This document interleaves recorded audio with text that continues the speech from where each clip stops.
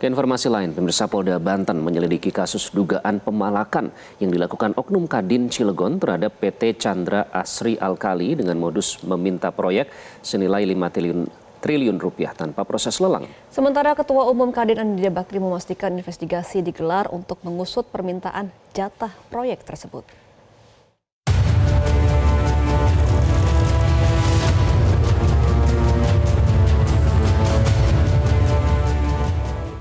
Lagi-lagi iklim usaha dan investasi kembali diganggu dengan persoalan pemalakan dan aksi intimidasi.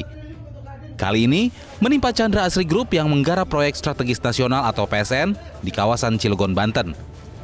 Viral di media sosial, pertemuan perwakilan kontraktor proyek dengan Oknum Kadin bersama salah satu ormas diduga meminta jatah proyek senilai 5 triliun rupiah tanpa proses lelang.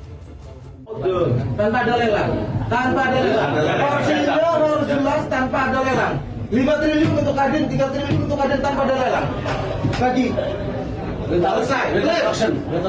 Kepolisian pun turut tangan dan tengah menyelidiki dugaan pemalakan yang dilakukan Oknum Kadin dan ormas tersebut.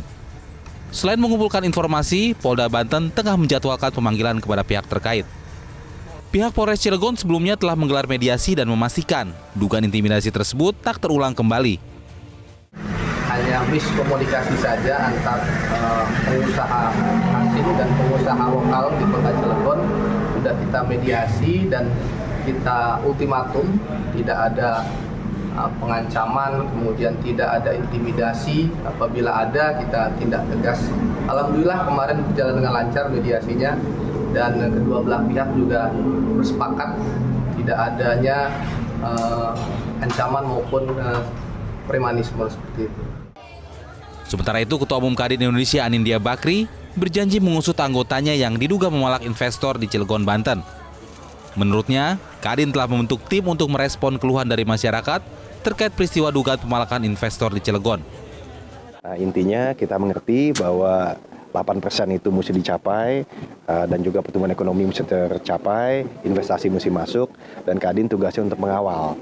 Jadi kalau ada hal-hal seperti itu lebih ke arah oknum dan itu levelnya kan kabupaten kota, sehingga kita akan bekerjasama dengan provinsi dan Kadin Indonesia juga mengerahkan WKUK hukum dan organisasi untuk benar-benar kita menindaklanjuti dan menyikapi secara bijak dan cepat.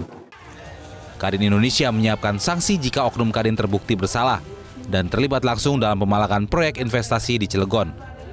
Selain sanksi pembukuan sementara, pencabutan mandat organisasi, Kadin juga akan menggelar audit internal untuk mengevaluasi Kadin Cilegon dan Provinsi Banten. Tim Liputan Metro TV.